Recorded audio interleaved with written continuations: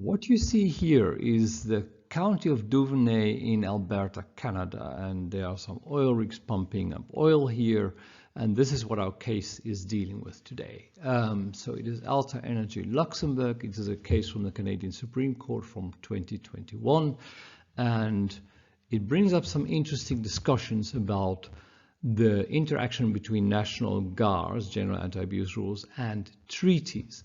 And it is by no means a clear-cut case. If you look at the decision here, you can see that it was a split decision. The majority of the judges voted for the taxpayer, and that was Corte Abela-Davar Katasanasis, Brown, and Kasirer. And then you had three dissenting judges, not just one or two, Rowe, Martin, and Wagner. So let us look at the facts of the case. It's relatively complex, but I'll try to summarize it, and then look at the arguments for and against applying the GAR. So what was going on here? Before we start this, this is just they talk about shale mining, and for those of us who do not know what shale is, here is an explanation of tight conventional sandstone and siltstone and shale, and how permeable these different materials are. In other words, how much oil you can find between them, right? And there's quite an interesting article with the link below here talking about the shale production in Canada, which seems to be replacing the oil sands production to some extent, being cheaper than oil sand oils productions. So this is the first state of the investment. You can see Alta Resources LLC in the US and the Blackstone Group set up a partnership, Alta Energy Partners LLC, which then incorporated Alta Energy Partners Canada Limited, which invested in the Duvernay shale formation. And they paid around $300 million in various acquisitions of rights into mining for oil. Now, if you look at the first court of decision, the tax court of Canada, it quite goes into the structure here and explains that Alta Resources actually was the partner doing all the work, and Blackstone was bringing the money through its investors. And there's quite some thought into how Blackstone wants these joint ventures to work, and they set up Alta Energy Partners Limited LLC in first instance because they thought they were going to invest in US projects, and that caused a bit of a problem for them when they invested into Canadian projects, because then you got some subpart F issues in the US and other issues for the Blackstone investors. So they had to change the structure, and they came with this structure, and they basically inserted I don't know why, but a Canadian partnership between Alta Resources and Blackstone LLP and the ultimate investment. And so Alta Energy Canada incorporated a Luxembourg company, and we'll see why in a moment. And then the Luxembourg company acquired Alta Energy Partners Canada Limited and the Duvernay Shale formation for book value. There was a deal made with the Canadian revenue authorities wherein it was agreed that the value of the transfer of the shares of Alta Energy Partners Limited was basically at book value. And the reason why they had to agree that with the Canadian tax authorities is because the US tax treaty in Canada allocated the right of taxation in case of the transfer of Alta Energy Partners Canada Limited to Canada, because this is effectively treated as a real estate company. And then, so this was 2011, 2012, and in 2013, in August, Alta Energy Luxembourg, S.A.R.L, sold Alta Energy Partners Canada Limited to Chevron Canada for $680 million. And the court doesn't say whether this is Canadian or US dollars. I assume that it is Canadian because it's a Canadian court. Anyway, making a huge profit of $380 million. And Canada wanted to tax this profit because they said, actually, Alta Energy Luxembourg had no substance. It was a mere conduit, and this is an abusive transaction. So Revenue Canada was going after the $380 million and lost the case in all three instances. But let us see why. And then first we need to go to Article 13 of the Canada-Luxembourg Treaty. And the treaty is from 1999. So gains derived by a resident of a contracting state from the alienation of immovable property situated in the other contracting state may be taxed in that other state. We know that, right? But then Luxembourg and Canada had a bit of a deviating article for paragraph 4, which says gains derived by a resident of a contracting state from the alienation of shares forming part of a substantial interest in the capital stock of a company, the value of which shares is derived principally from immovable property in that other state, may be taxed in that other state, right? I'm just skipping letter B. Now, this is normal. That was what the OECD recommended at the time. But then they added, they said, for the purposes of this paragraph, the term immovable property does not include property in which the business of the company, partnership, trust, or estate was carried on. So what it says is, you have a mining company, but the mining is the business of the company. So if we take out all the mining property, then maybe there is not real estate left anymore, right? So then the gain from the sale of such a real estate company, which carries on a business in that company, may be taxed in Luxembourg and not in Canada. And this is what the taxpayer claimed. They said Article 13.4 says you can't tax us, and the tax authority says yes, but you're abusing the treaty, and we're applying the general GAR rule. A 10-second commercial. If you want to learn more about international taxation or transfer pricing, or treat yourself to an all-round update, or if you want your team to learn or stay updated, please visit my online courses. So let us see what the court's arguments in favor of the taxpayer were. First of all, they said, and this is interesting, this is an avoidance transaction, but it abuses neither the GAR nor the treaty. And what they say is you need to look at when there is avoidance, right? And then finally, if there is avoidance, you can see if there's abuse. But in order to see if there's abuse, you need to look at the spirit and intent of the law, or I think they call it different things, but words to the effect.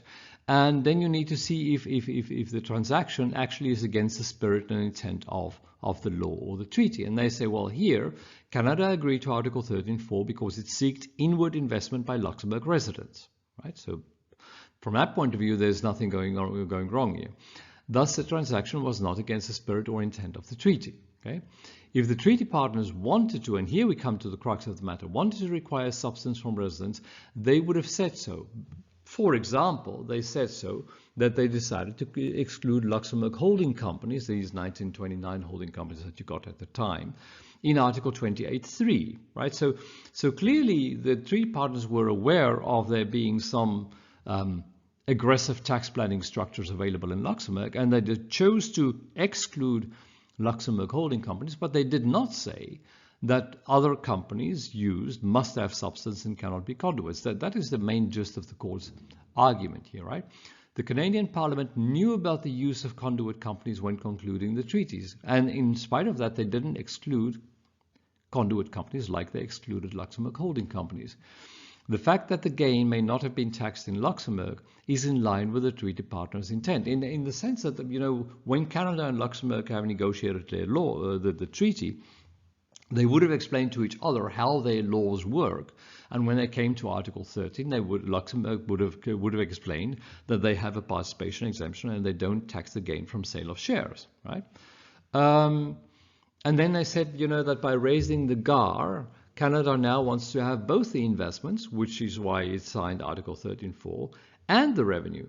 But it agreed to give up the revenue by accepting Article 13.4. So you can't do that, is the argument.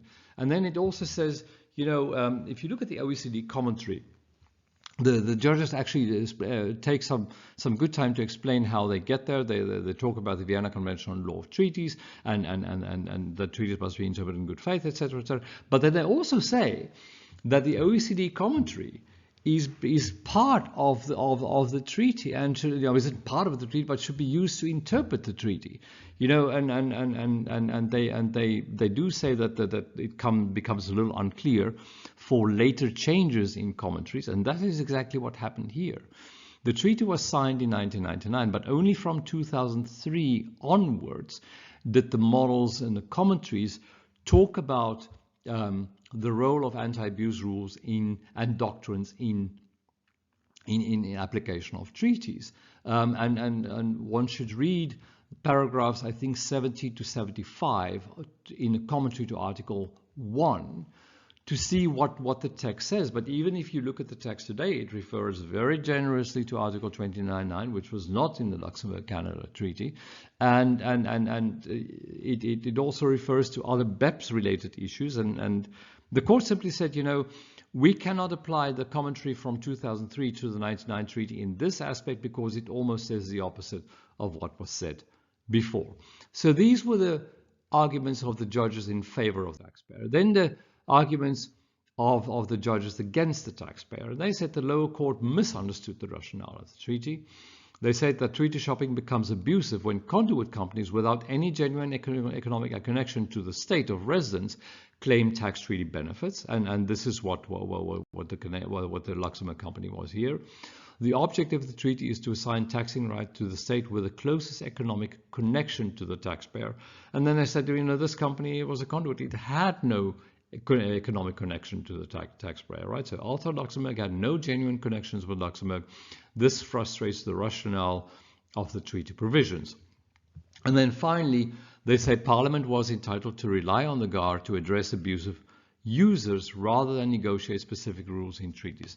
Canada did not give up the GAR to Luxembourg. Now, I don't know if the GAR was in place already when the treaty was signed. I mean, it was quite common for countries in that time to have GARs already. But the judges do have a point in the sense that, for every article in a treaty, you can imagine some abusive situation. Now, do you then have to make your treaty a 200-page document, or can you rely on doctrines like the GAR, like the OECD said in later years? But that didn't help the Canadian tax authorities in this particular instance, because the final decision, the majority decision of the court was, the treaty makes it clear that Canada and Luxembourg agreed that the power to tax would be allocated to Luxembourg where the conditions of the carve-out are met. Okay? In other words, where there's an active business. There is nothing in the treaty suggesting that a single-purpose conduit corporation resident in Luxembourg cannot avail itself of the benefits of the treaty or should be denied these benefits due to some other considerations, such as that the shareholders not being themselves resident in Luxembourg. In other words, there were no LOB in the treaty. In this case, the provisions operated as they were intended to operate it. There was no abuse, and therefore the GAR cannot be applied to deny the tax treaty benefit claimed. And the court goes on to say in a few paragraphs later, I summarized here, a final note on the minister's implication that treaty shopping arrangements are inherently abusive. A broad assertion of treaty shopping does not conform to a proper GAR analysis, is what the court says. It says the court's role is limited to determining whether a transaction abuses the object, spirit, and purpose. So that's what they say, not purpose and intent, but object, spirit, and purpose of the specific provisions relied on by the taxpayer. It is not to rewrite tax statutes and tax treaties to prevent treaty shopping when these arguments do not clearly do so, right? So the court places the responsibility with Parliament, and obviously the dissenting judges agreed with this. So this was a decision I think is quite interesting. There's one more point that I want to raise, and this comes from the Tax Court of Canada. Paragraph 20 says, Blackstone Capital Partners, Alta Resources USA, and Alta US LLC, so these were the US companies involved, were advised that the total investment in Alta's Canadian assets were expected to grow between 300 and 400 million in 2 years. And then that became reality, right? Because they realized a gain of $380 million. Now, they also went to Revenue Canada when they made the transfer from the US partnership to the Luxembourg company. And Revenue Canada agreed that the value of the company was not more than the book value, and that's what they transferred it. And that brings up two questions. One was whether this transfer from Alta Energy Partners LLC to Alta Energy Luxembourg S.A.R.L. was at arm's length. If you know, or if you've been advised that the value will increase by 300 to 400 million, you probably can't sell it for 300 to 400 million because you haven't realized it yet. But probably you shouldn't calculate the value at book value either, right? And that brings up the question whether Revenue Canada knew about this advice at the time when they agreed to transfer those shares at book value. I hope you enjoyed this case, and I look forward to you joining me for a discussion on a new case the next time. Bye for now.